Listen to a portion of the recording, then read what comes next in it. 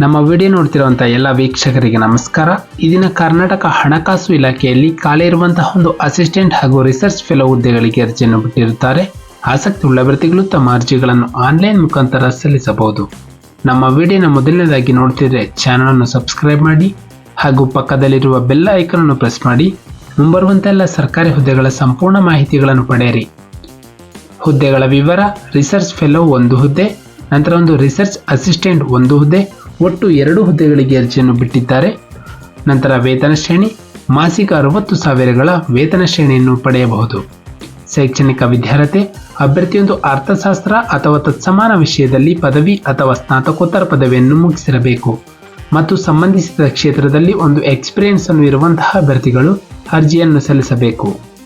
ನಂತರ ವಯೋಮಿತಿ: ಅಭ್ಯರ್ಥಿಗೆ ಕನಿಷ್ಠ 18 ವರ್ಷ ತುಂಬಿರಬೇಕು ಹಾಗೂ ಗರಿಷ್ಠ 40 ವರ್ಷ ಮೀರಿರಬಾರದು.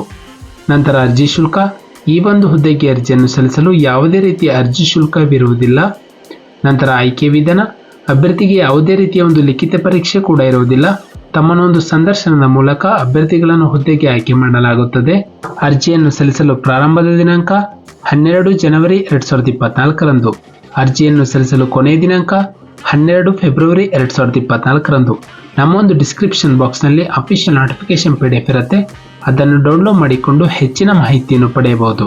ಹಾಗೆ ಅಪ್ಲೈ ಅಂಡ್ ಲಿಂಕ್ ಮೂಲಕ ತಮ್ಮ ಅರ್ಜಿಯನ್ನು ಆನ್ಲೈನ್ ಮುಖಾಂತರ ಸಲ್ಲಿಸಬಹುದು. ನಾವು ನೀಡುತ್ತಿರುವಂತಹ ಉದ್ಯೋಗದ ಮಾಹಿತಿ ನಿಮ್ಗೆ ಇಷ್ಟವಾಗಿದ್ದಲ್ಲಿ ವಿಡಿಯೋಗೆ ಲೈಕ್ ಮಾಡಿ ಹಾಗೂ ಶೇರ್ ಮಾಡಿ.